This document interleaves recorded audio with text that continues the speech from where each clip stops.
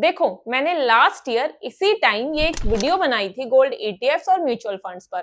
और इस वीडियो के बाद से लेकर अब तक 1 साल हो गया है। तब 10 ग्राम गोल्ड का रेट था करीब 80,000 रुपए और आज सिर्फ 1 साल में वही 10 ग्राम गोल्ड पहुंच गया है लगभग 1,29,000 का।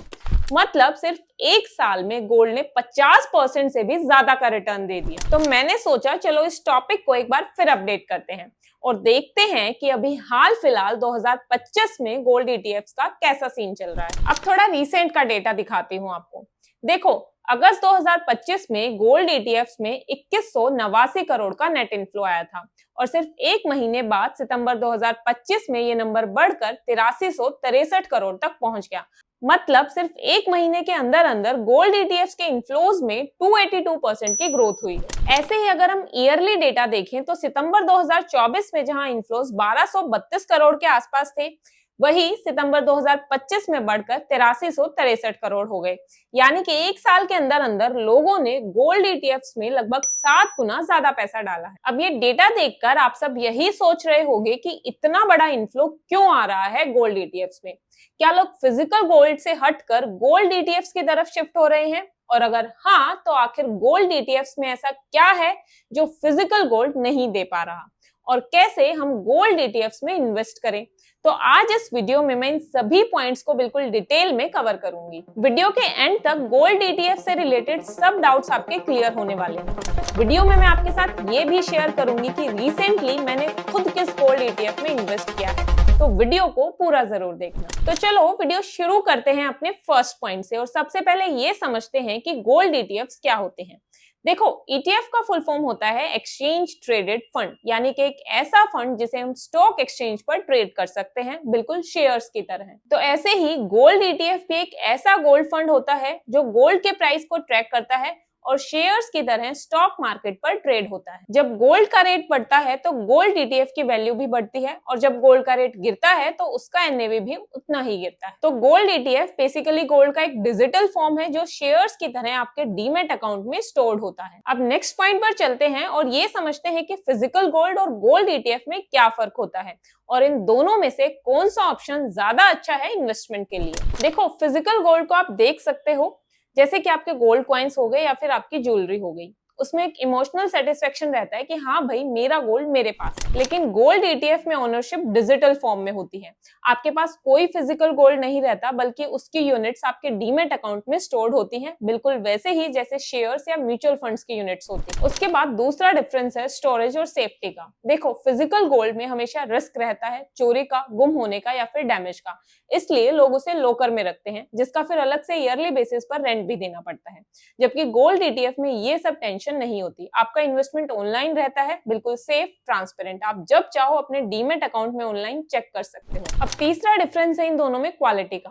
फिजिकल गोल्ड खरीदते वक्त सबसे बड़ी प्रॉब्लम होती है प्योरिटी की। 22 कैरेट, 24 कैरेट, हॉलमार्क या नॉन हॉलमार्क और ज्वेलर पर भरोसा करना पड़ता है।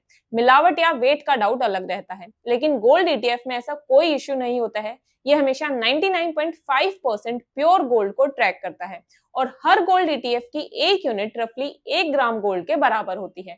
तो गोल्ड ईटीएफ्स में प्योरिटी और एक्यूरेसी दोनों गारंटेड होती है। अब नेक्स्ट डिफरेंस है लिक्विडिटी का।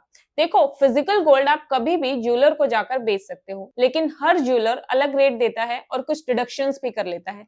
जबकि गोल्ड ईटीएफ में लिक्विडिटी और ट्रांसपेरेंसी दोनों हाई हैं। आप अपने ट्रेडिंग ऐप या ब्रोकर के थ्रू मार्केट आवर्स में कभी भी बाय या सेल कर सकते हो और सब कुछ करंट गोल्ड प्राइस के हिसाब से होता है, बिना किसी नेगोशिएशन। फिर उसके बाद नेक्स्ट डिफरेंस है एक्सपेंसेस का। फिजिकल गोल्ड खरीदते वक्त आपको मेकिंग चार्जेस देने पड़ते हैं नॉर्मली 7 से 8% तक, और अगर डिजाइनर ज्वेलरी है तो ये 20 से 25% तक भी जा सकते हैं। मतलब गोल्ड के प्राइस के अलावा ये एक एक्स्ट्रा कॉस्ट होती है जो आपको पे करनी पड़ती है। जबकि गोल्ड ईटीएफ्स में ऐसा कुछ नहीं होता। यहाँ सिर्फ एक छोटा सा एक्सपेंस रेशियो होता है जो मोस्टली 0.3% से 0.6% के बीच में रहता है। तो ओवरऑल देखा जाए तो गोल्ड ईटीएफ में मेंटेनेंस कॉस्ट लगभग 0 के बराबर होती है। अगर रिटर्न्स की बात करें तो फिजिकल गोल्ड में कभी भी 100% रीसेल वैल्यू नहीं मिलती। अगर गोल्ड हॉलमार्क का नहीं है तो ज्वेलर कुछ परसेंट अलग से कट कर लेता है, और अगर आपकी ज्वेलरी डिजाइनर है तो उसमें 20 से 25% जो मेकिंग चार्जेस हैं वो आपके वैसे ही चले जाते हैं। ऊपर से हर ज्वेलर का अपना रेट होता है जो सिटी टू सिटी भी अलग होता है, जबकि गोल्ड ईटीएफ में ऐसा कोई इश्यू नहीं है।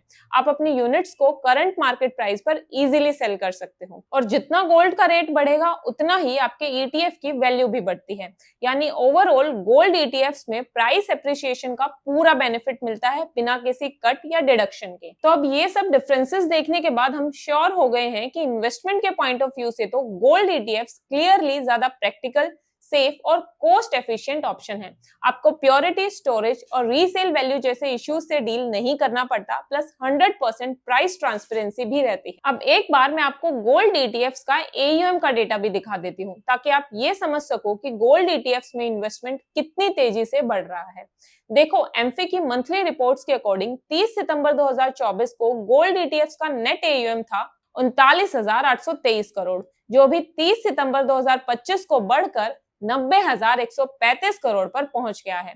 परसेंटेज टर्म्स में अगर देखें तो 120% से भी ज्यादा की ग्रोथ हुई है। मंथली बेसिस पर भी अगर कंपेयर करें तो अगस्त 2025 में एयूएम था 72,495 करोड़, और अभी सितंबर में बढ़कर हो गया है 90,135 करोड़।